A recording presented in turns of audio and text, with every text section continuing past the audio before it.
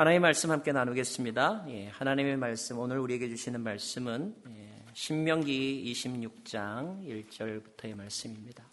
오늘 주시는 하나님 말씀 신명기 26장 1절로 11절까지인데 광 목사님께서 이제 10절까지만 읽으셨습니다. 우리는 그 깊으신 뜻을 잘 모르지만 아마 저더러 11절은 직접 읽으라는 뜻으로 알고 제가 11절 읽겠습니다. 내 하나님 여호와께서 너와 내 집에 주신 모든 복으로 말미암아 너는 레위인과 너희 가운데 거류하는 객과 함께 즐거워할지니라. 아멘. 저는 기도하겠습니다. 이 아침에 주의 말씀을 대합니다. 전하는 이 자식이나 듣는 주의 백성들 가운데 하나님 한 가지로 임하시고 역사하시사 이 시간에 주의 말씀을 주의 말씀으로 듣는 은혜 허락하여 주시옵소서. 주께서 친히 말씀하실 때에 귀에다 말씀하지 마시고 이 백성의 가슴과 심령 가운데 말씀하시고 특별히 그들의 무릎 가운데 우리 하나님 말씀하여 주시옵소서. 아버지 한 말씀만 하소서. 저희들이 듣겠나이다. 예수님의 이름으로 기도합니다. 아멘.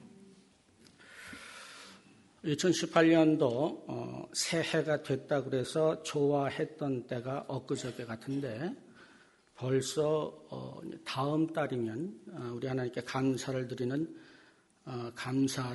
감사절기가 됐습니다. 세월이 참 빠르고요. 우리가 그동안 이렇게 감사절기를 앞에 두고 특별히 오늘 이제 그 종교개혁 로 말미암아 하나님께서 저희들에게 말씀을 허락해 주신 것도 감사하고 또 하나를 이렇게 돌아다 보니까 참 하나님께서 주신 감사할 것들이 참 많습니다. 특별히 돈을 더 많이 벌게도 됐고요. 좋은 집으로 이사를 가게도 됐고 또 조금 더 건강해지기도 했고요. 자식이 조금 더 잘 되기도 했고 말이죠. 그러나 꼭 그런 일이 오래 일어나지는 않았어요. 그죠? 돈을 특별히 오래 더 번 것도 아니고, 더 건강해진 것도 아니고, 자식 속을 들썩이는 것도 아니고, 여러 면에서 별 감사할 것이 이제 없습니다. 그럼에도 불구하고 현상 유지만 하게 해주신 것으로도 우리는 충분히 감사할 수가 있습니다. 어느 사람이 이제 출근을 하려고, 이제 문을 나섰는데, 날씨도 선선해지고 가을 바람도 불고 단풍도 너무 멋있고 그래서 이제 감상적이 됐습니다. 마음이. 그래서 여보 참 날씨가 좋구려. 그동안 참 고마웠어. 이렇게 말을 하고 이제 나갔습니다. 그랬더니 이제 마누라가 전 양반이 미쳤나? 뭘 잘못 먹었나? 해가 서쪽에서 왜 안 하던 소리를 해? 그랬는데 그 사람이 차를 몰고 가다가 커피잔을 집으려고 그러다가 핸들이 잘못돼가지고 오는 트럭하고 정면 충돌해서 그 자리에서 즉사했습니다. 그래서 그때 우연히 남편이 흘렸던 그 말이 정말 이 세상에서 마지막 하는 작별 인사였을 줄은 생각도 못했다는 그런 이제 얘기가 있는데 그런 일 안 당한 것만으로도 우리는 너무나 감사할 조건이 충분히 됩니다. 그래서 이제 오늘 본문 말씀이 이렇게 한 해를 돌아보면서 하나님 앞에 어떤 감사를 드릴까 하는 문제를 이제 살피는 문제입니다. 근데 여러분이 아시지만 신명기라고 하는 건 구약입니다. 아시죠? 구약과 성경에는 신약 두 개가 있는데 이거는 구약에 속하는 책입니다. 여러분이 다 아시는데 왜 이 말을 하느냐면 구약이라고 하는 책을 하나님이 주신 이유는요. 신약을 준비하기 위해서 주신 책이에요. 그러니까 구약을 구약으로 보면 아무 의미가 없습니다. 말하자면 우리 원목사님도 그런 표현을 썼습니다만 저는 그런 표현을 잘 안 씁니다만 밑밥이라는 표현을 지난 시간에 썼던 것 같습니다. 구약은 신약을 위한 밑밥이다. 신약을 준비하기 위한 책이 구약이어서 구약을 구약 그대로만 보면 사실은 아무 의미가 없는 거라고요. 근데 이런 것은 특별히 무슨 놀랄 일이 아닌 것이 우리가 살면서도 무슨 얘기를 하면은요, 돈 꿔달라 그럴 때 어떻게 해요? 전화 걸어가지고 돈 좀 꺼줘 그러는 사람이 어딨어요? 처음에 뭘 해요? 밑밥을 깝니다. 그죠? 잘 지냈느냐? 사업은 잘 되느냐? 너를 위해서 기도하고 있다. 아니 갑자기 무슨 기도를 했대? 그리고 본론이 나오잖아요. 이렇게 사람이라고 하는 것은 지금 내가 말을 하려고 하는 말이 중요하면 중요할수록 밑밥을 더 까는 법입니다. 그러니까 지금 구약은 3927, 39권이 구약이고요. 신약은 27권이 이제 신약인데 39권을 통해 가지고 지금 무슨 얘기를 하기 위하여 39권이나 되는 그 성경을 하나님께서 허락하셨느냐면 신약을 얘기를 하기 위해서 그런 거예요. 근데 신약 중에서도 신약의 내용이 많습니다. 뭐를 얘기하기 위해 구약을 지금 그렇게 구구절절히 많은 양을 할애해가면서 하나님께서 우리에게 허락하셨느냐면 예수 그리스도를 보여주시기 위하여 그 많은 지면을 할애한 겁니다. 이건 내 얘기가 아닙니다. 요한복음 5장 39절 가보죠.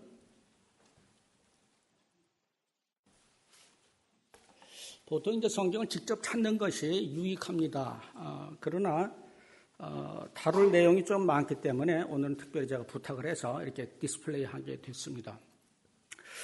예수님 하신 말씀입니다. 너희가 성경에서 영생을 얻는 줄 생각하고 영생을 상고하거니와 이 성경이 곧 내게 대하여 증거해. 이때 성경은 구약이에요. 그러니까 구약에서 다른 거 빼내면은 사실은 구약을 읽은 게 아닙니다. 돈 꿔달라는 얘기가 전달이 돼야 되는데 너 건강하니 사업은 잘 되니? 나 건강해 사업 잘 돼. 나 바쁘니까 끊어. 그러면 도대체 전화를 건 의미가 뭐가 있어요? 돈 꿔달라는 얘기하려고 전화한 건데. 이와 마찬가지로 구약은 전체가 다 신약, 특별히 예수님을 증거하기 위해서 예수님이 어떤 분인가를 보이기 위하여 그렇게 많은 지면이 할애된 겁니다. 따라서 그것을 하지 않고 구약에서 이스라엘의 역사를 찾는다든지 이스라엘의 문화를 찾는다든지 이스라엘의 무슨 정치를 찾는다든지 이스라엘의 무슨 민족성을 찾는다든지 아무 의미가 없는 겁니다. 여러분 세종대왕이 어떻게 죽었는지 아세요? 한국 민족 역사도 모르면서 무슨 남의 나라 역사를 그렇게 알겠다는 거예요?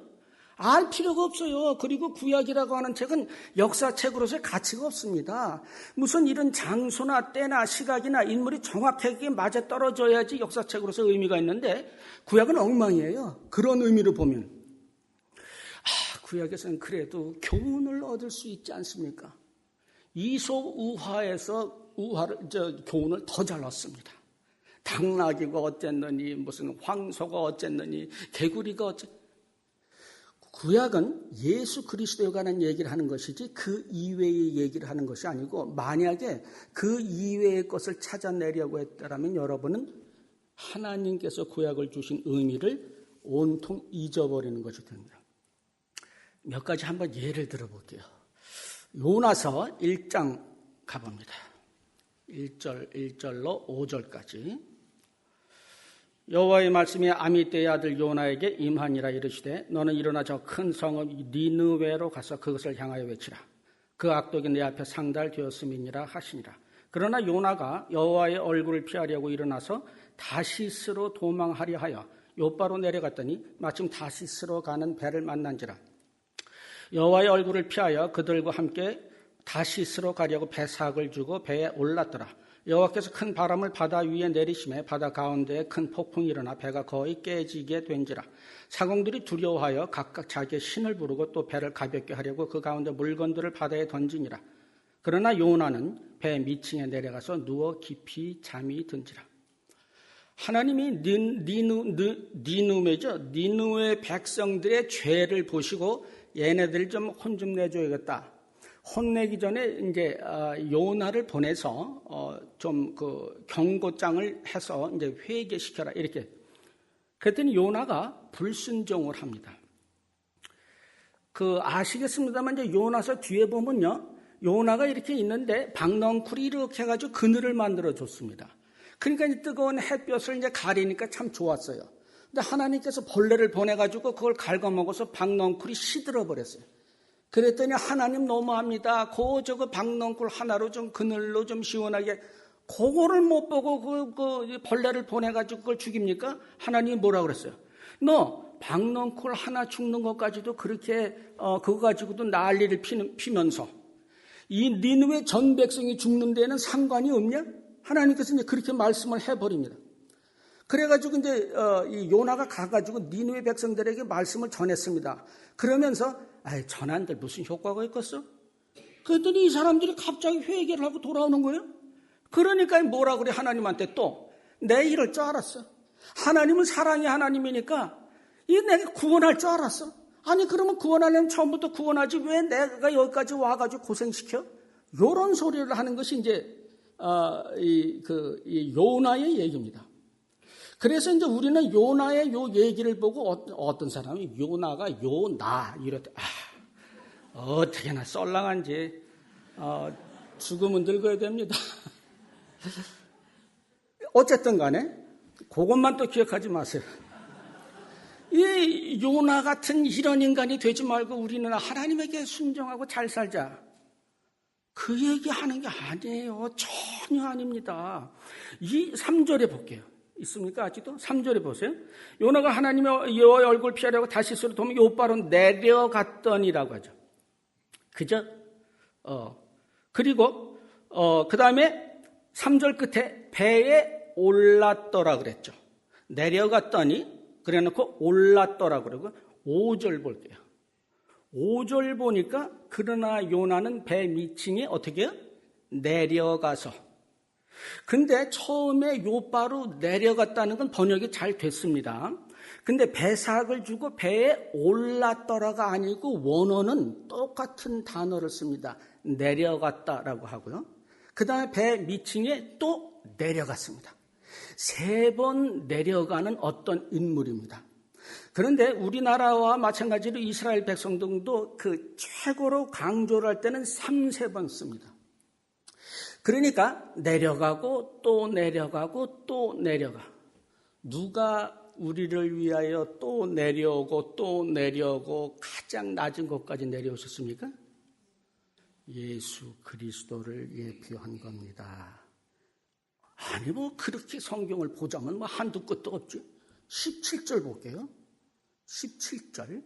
여호와께서 이미 큰 물고기를 예비하사 요나를 삼키게 하셨으므로 요나가 밤낮 3일을 물고기 뱃속에 있느니라. 밤낮 그 어둡고 깜깜한 뱃속에 3일 동안 있는 요나의 모습을 성경은 표현하고 있습니다. 이것이 장사하고 3일 동안 죽음 가운데 머무신 예수 그리스도를 의미하는 것이고요. 전부 그런 식으로 보면 한두 것도 없죠. 목사님은 꼭 그런 식으로 보더라. 내가 보는 게 아니라 마태복음 12장 가보세요. 40절. 어떤 때는 저도 이렇게 성질이 납니다. 마태복음 12장 40절. 요나가 밤낮 3일 동안 큰 물고기 뱃속에 있었던 것 같이. 그죠? 인자도 밤낮 3일 사흘 동안 땅속에 있으리라. 내 얘기였어요? 누구 얘기한 거예요 지금?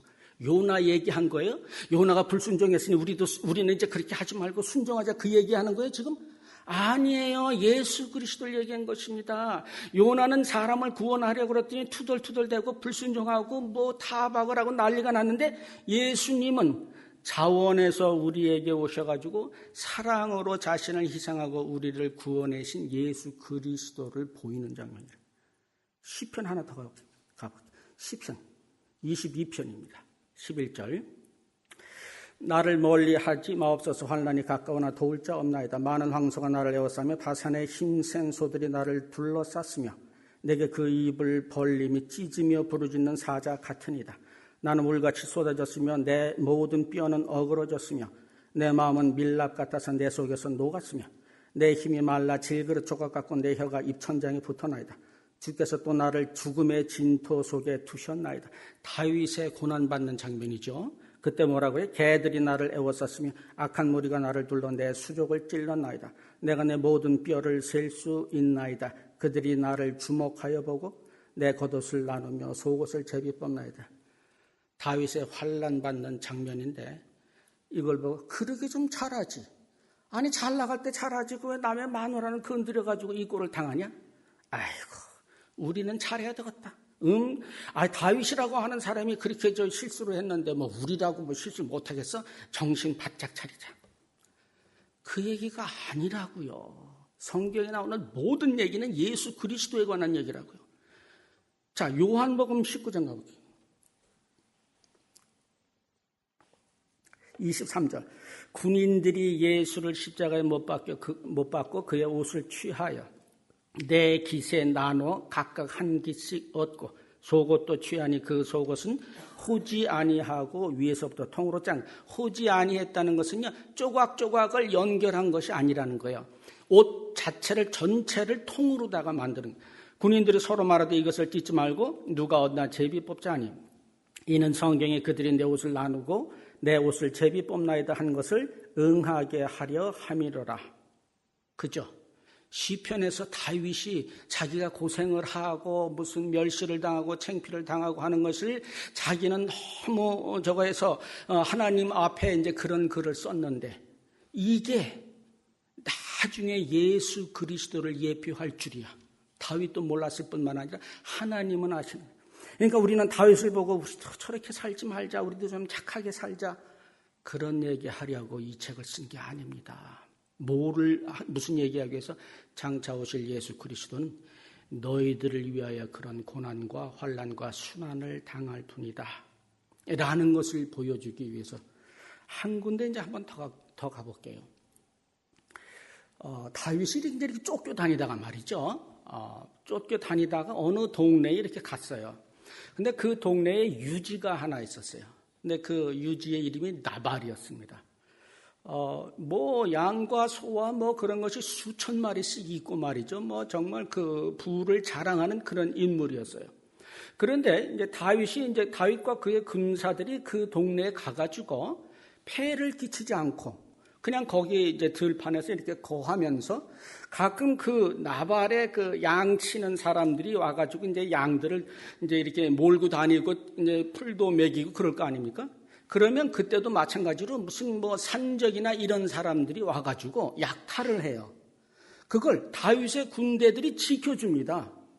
우리가 거하는 곳이고 또 이 땅의 평화를 위해서 그런 도적들이 오는 걸 우리가 막아줘야 되지 않겠어? 뭐 막아달라고 부탁을 한 것도 아니고 뭐 지금 다윗의 군사들이 몸이 근질근질한 상태도 아니고 말이죠. 자기네도 못 먹고 못 자고 힘듦에도 불구하고 그 동네 그 사람들 잘 지켜줬습니다. 그런데 이제 양을 치거나 이런 가축을 기르는 사람들에게 축제의 날이 있는데 그때가 뭐냐면 우리로 말하면 이제 수확하는 날이에요. 그래서 이제 이들은 이제 털을 깎는 날이 이제 수확을 하는 날입니다. 그러면 이제 잔치가 베풀어지는 거예요. 한 해 동안에 이제 양들과 뭐 잘 길러놨으니까 그 잔치가 벌어진 날. 그래서 다윗이 이제 사람을 시켜서 우리가 있는데 다윗이라고 하는 이제 사람들의 무리인데 그 좀 음식 좀 나눠 줄 수 없겠는가? 그렇게 얘기를 했더니 사무엘상 25절 10절에 뭐라 그랬어요? 나발이 다윗의 사환들에게 대답하여 이르되 다윗은 누구며 이새의 아들은 누구냐? 요즘에 각기 주인에게서 억지로 떠나는 종이 많도다. 내가 어찌 내 떡과 물과 내 양털 깎는 자를 위하여 잡은 고기를 가져다가 어디서 왔는지도 알지 못하는 자들에게 주겠느냐 한지라. 쉽게 말하면 이거예요. 다윗이고 나발이고 거짓 발사계 같은 저런 잡놈들에게 내가 왜 내 소중한 것을 주냐. 여기서 이제 나발이 정말 그렇게 말했는지 모르지만 다윗이고 나발이고 할 때 그 나발은 한국말입니다. 자식이 취직도 안 하고 맨날 사업한다고 이제 그러면 엄마가 뭐라 그래요? 사업이고 나발이고 취직이나 이놈아. 그럴 때 나발입니다. 아마 그 나발이 여기서 왔다는 전래동에 그렇게 무시를 해버립니다. 그러니까 다윗이 어떻게 돼요? 아니, 지나가는 거지도 먹일 판에 우리들이 그렇게 보호해주고 그랬는데 이런 식으로 대할 수가 있나? 그래가지고 18절에 다윗이 이제 분개해가지고 나갑니다. 이 동네 싹 쓸어버려. 그래서 말을 타고 몇백 명의 군사와 함께 이제 나갑니다. 그 얘기를 전해 들었습니다. 이 나발 집에서. 그래서 나발의 집에 있는 그 종이 나발한테는 얘기하지 않고 그 아내 아비가일한테 얘기합니다. 큰일 났습니다. 주인이 그 말을 곧다고 해가지고요. 지금 이제 우리 여기 다 작살나게 생겼어요.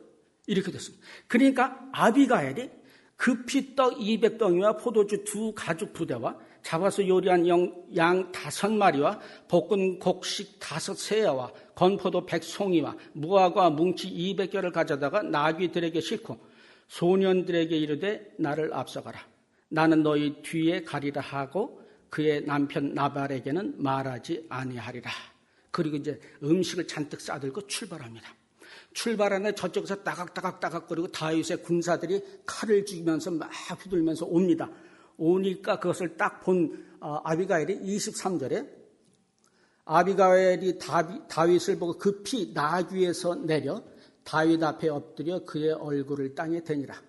그가 다윗의 발에 엎드려 이르되 내 주여 원하건대 이 죄악을 나 곧 내게로 돌리시고 여종에게 주의 귀에 말하게 하시고 이 여종의 말을 들으소서.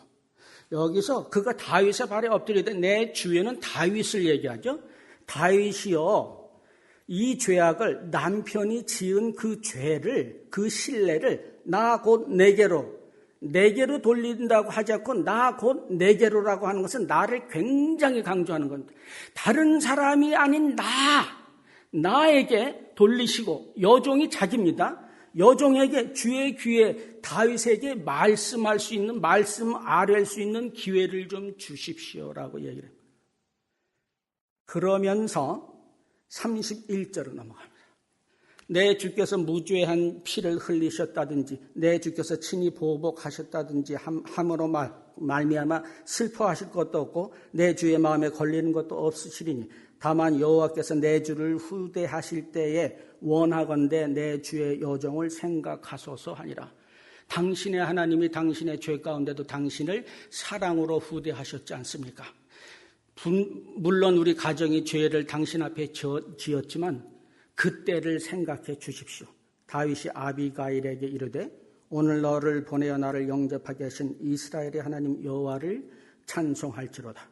또 내 지혜를 칭찬할지며 또 내게 복이 있을지로다. 오늘 내가 피를 흘릴 것과 친히 복수하는 것을 내가 막았느니라.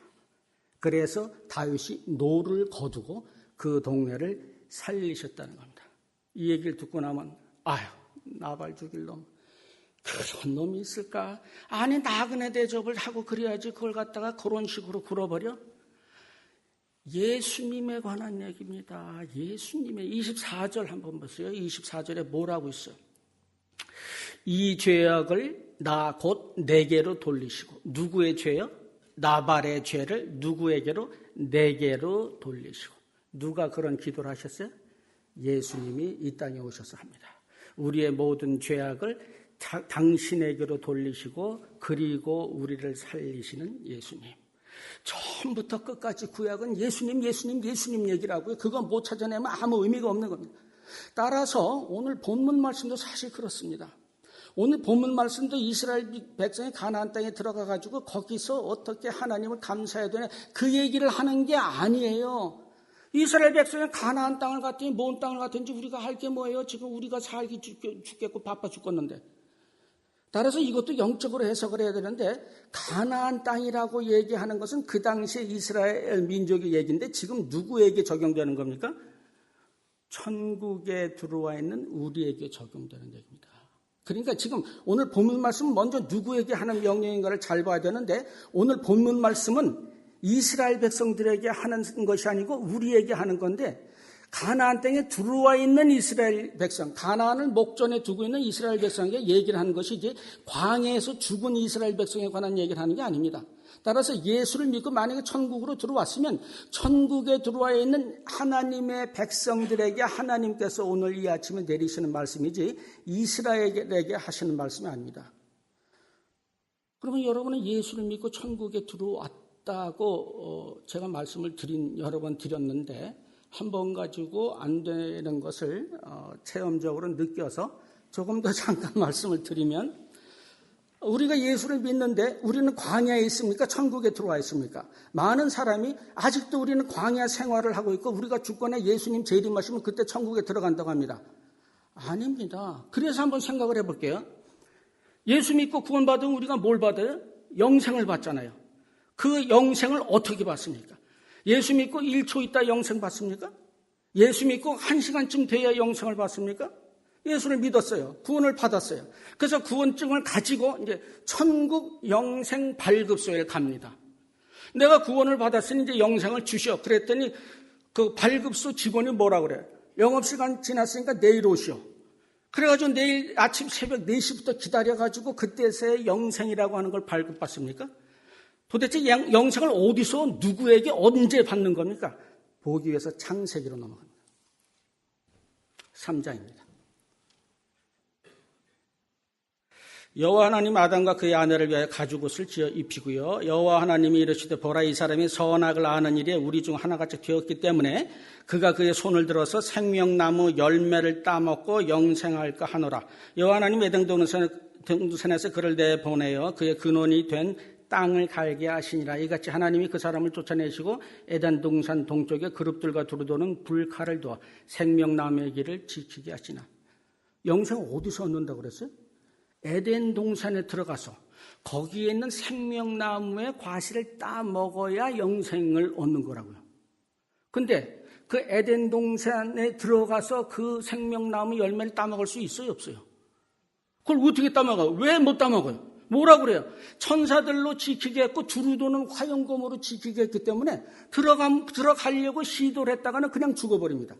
그럼 이걸 영생을 못 얻는 겁니까? 이걸 누가 얻을 수 있겠어요? 말씀드렸습니다. 세상에 태어나서 처음 듣는 눈초리를 하지 마시고요. 여러 번 말씀을 드렸기 때문에 보시기 바랍니다. 자, 마태복음 27장 50절, 51절. 예수께서 다시 크게 지르시고 영원히 떠나시니라. 이에 성소 휘장이 위로부터 아래까지 찢어져 둘이 되고 땅이 진동하며 바위가 터져. 성소 휘장이 뭐라고 그랬어요? 지성소와 성소, 하나님 계시다고 하는 것과 사람이 들어갈 수 있는 그 사이를 막아놓은 것이 성소 휘장인데 거기에 뭐가 새겨져 있다고 얘기했어요? 천사들의 문양이 아로 새겨져 있습니다. 그게 찢어졌다는 얘기는 뭐예요? 이제 아무나 지성소로 들어갈 수 있고 하나님이 계신 곳에 들어갈 수 있는데 무엇을 상징하는 거예요? 옛날에 우리가 쫓겨난 에덴 동산을 지키는 천사들을 상징하고 있었는데 예수님이 십자가에서 돌아가심으로 말미암아 그것이 무너져 버렸기 때문에 그 문이 열려버리고 거기에 누구와 함께 들어갑니까? 예수님과 함께 우리가 들어가게 됐고요. 그래서 거기에 있는 생명나무의 열매를 따먹고 영생을 얻게 된 거예요. 따라서 예수 믿고 구원을 받는다는 것은 영적으로 얘기하면 그 에덴 동산에 들어가서 거기서 생명나무의 열매를 따먹고 영생을 얻는. 아니 뭐 들어갔어도 꼭 그걸 따먹어야 되느냐 이렇게 말을 하는 사람들이 있습니다. 아니 그러면 생명나무 지키려고 지금 그 뭐 천사들 갖다 놓고 그거를 또 무너뜨리려고 예수님이 그 고생을 해가지고 십자가까지 다 해가지고 거기까지 들어갔는데 막상 들어가서 생명나무 안 떠먹고 있으면 뭐 하자는 거야? 아야 이게 내가 너 그거 따먹으라고 여기까지 지금 했는데 네가 안 따먹으면 어떡하냐? 그래서 무조건 따먹게 돼 있습니다. 어떤 사람은 또 그랬죠. 아니 천국에 들어가지 말고 바깥에서 짝대기 가지고 어떻게 요렇게 그럴까봐 하나님이 동산 중앙에 둔 것으로 짝대기가 인간이 생각을 곱게 해야 됩니다. 그래서 우리는 예수를 믿는 즉시 영생을 얻게 됐고요. 따라서 우리는 영생을 얻었다는 말 자체는 우리가 천국에 들어갔다는 겁니다. 따라서 오늘 본문 말씀 가나안에 들어가는 백성들이 어떻게 해야 되는가 하는 것은 천국에 들어간 우리에게 해당되는 말입니다.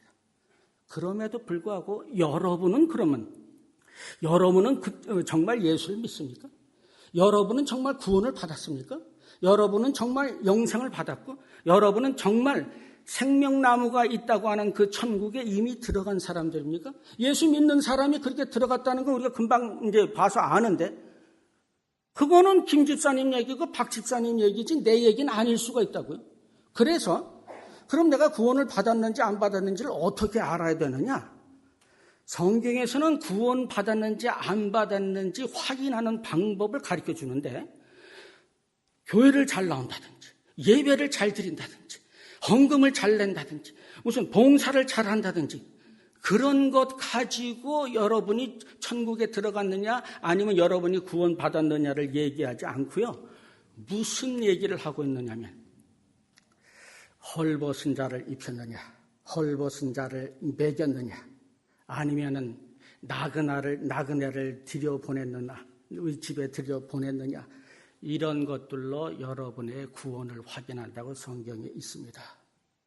말하자면 선한 행위를 하는데 교회 나오는 거 좋습니다. 나와야 되지요. 나오고 싶어서 나와야 되는 거예요.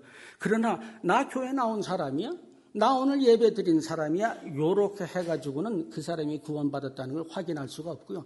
성경에서 구원받았다고 하는 것을 확인하는 유일한 방법은 지나가다가 홈레스나 불쌍한 사람이나 보면 도저히 그냥 갈 수가 없어서 발걸음을 돌이키고 그에게 자비와 자선을 베풀지 않고는 못 견디는 사람이 되면 그 사람은 구원을 받은 사람이라고 얘기를 합니다. 이것이 천국에서만 이루어지는 열매고요. 이 열매를 갖다 바치라고 하는 겁니다. 우리는 이런 날 감사절에 이제 이런 구절을 보면 그동안 얼마를 벌었지? 그걸 해가지고 하나님께 감사합니다. 그냥 물질을 갖다 바칩니다. 그것도 좋습니다. 그러나 토지의 소산, 그 토지가 어디에? 천국이라고요. 소산에 뭐예요? 만물, 가장 먼저 된 것. 이게 뭐냐는 거예요. 첫 열매는요, 그리스도를 상징합니다. 죽은 자들의 첫 열매 되신 그리스도를 상징합니다. 따라서 그 토지는 어디에? 천국이에요. 천국에서 니들이 열심히 갈고 닦고 노력한 그 산물을 그리스도 안에서 노력한 산물을 하나님께 바치는 것이 참 감사지. 이 땅에서 그냥 살면서 이 땅에서 벌어들인 것 가지고 하나님 앞에 드리는 것이 그것이 그 본문이 얘기하는 것이 아니라는 겁니다. 자, 그러면 천국에 임한 사람들이 주님 안에서 예수님 안에서 갈고 닦은 것이 뭐예요? 성령의 열매 아니에요. 그죠? 마태복음 5장 가봅니다. 마태복음 5장. 예수께서 무리를 보시고 산에 올라가 앉으시니 제자들이 나온지라 입을 열어 가르쳐 이르시되 심령이 가난한 자는 복이 있나니 천국이 그들 것이고 애통하는 자 복이 있으니 그들이 위로받을 거고요. 온유한 자는 복이 있으니 그들이 땅을 기업으로 받고 의에 줄이고 목마른 자가 복이 있나니 배부를 것이고요. 긍휼히 여기는 자가 복이 있으니 긍휼히 여김받고 마음이 청결한 자가 복이 있으니 하나님 볼 것이고요. 화평케 하는 자가 복이 있으니 그들이 하나님의 아들이라고 일컬음을 받고요. 의를 위하여 박해를 받은 자가 복이 있으니 천국이 그들의 소유일 것이다. 잠깐 말씀드리면은 마태복음은 구약을 전체를 예수님의 시각에서 해놓은 겁니다. 그래서 마태복음 처음에 예수님의 계보가 나오는 것은 창세기에 해당하는 것이고요.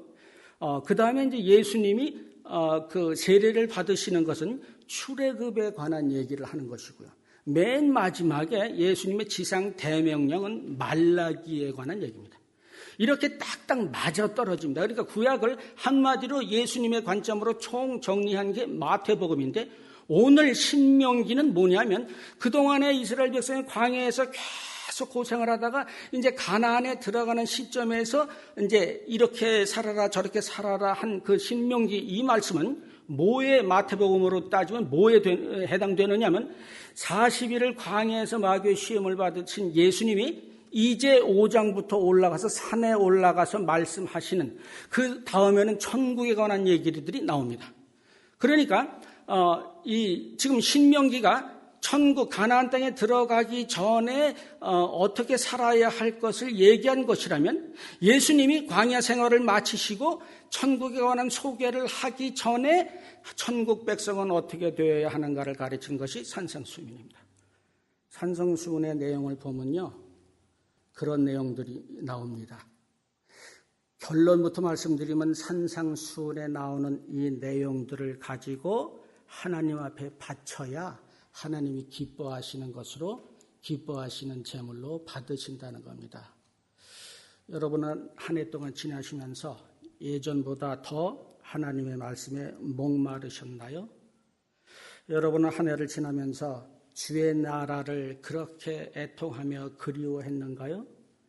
여러분은 주의 말씀을 자신을 내려놓고 늘 순종하는 것이 이전보다 올 한 해가 더했는가요? 여러분은 이전보다 더 하나님을 그리고 다른 사람을 돌보는 사람이 되었고 이전보다 더 하나님을 그리고 다른 사람을 하나님의 관점에서 불쌍히 여기는 사람이 됐냐고요. 여러분은 이전보다 올 한 해에 우리 하나님께 더 순결한 마음으로 나가고요. 여러분은 이전보다 더 인내하는 마음이 이전보다 더 올 한 해에 생겼느냐고요. 여러분들은 이전보다 더 하나님의 시각에서 다른 사람을 배려하는 사람이 됐냐고요. 여러분은 옛날에는 나 혼자 살겠다고 바둥바둥 된 것을 다른 사람 살리는 일이 여러분에게 더 큰 기쁨이 되었고요. 여러분은 내가 정당하다는 것을 늘 주장하다가 이제는 남의 누명을 쓰는 것이 즐거움과 기쁨이 되는 사람이 되었느냐고요. 여러분은 다른 사람을 위하여 희생하는 것이 여러분의 즐거움이요 유일한 낙이 되었느냐고요. 여러분은 옛날보다 훨씬 더 올 한 해에 내가 잘 되는 것이 더 기뻤던 내가 이제는 남이 잘 되는 것을 더 기뻐하는 사람이 되었고요. 여러분은 예전보다 더 하나님을 사랑하고요. 여러분은 예전보다 더 예수님을 사랑하는 사람이 되었느냐고요. 예수님 안에서 천국에서만 이루어지는 그 열매를 하나님께 바치는 것을 성경이 얘기하는 감사절이라고 합니다. 돈만 바치고 끝나는 신앙이 아니라 나의 성품과 나의 삶과 나의 생명까지도 나의 헌신과 나의 땀과 다른 사람을 사랑하는 마음이 예전보다 더 많아졌으면 그것이 참다운 하나님이 인정하시는 수학이고요. 그 수학을 하나님께 드려서 하나님께 기쁨이 되는 여러분 되시기를 예수님의 이름으로 축원합니다.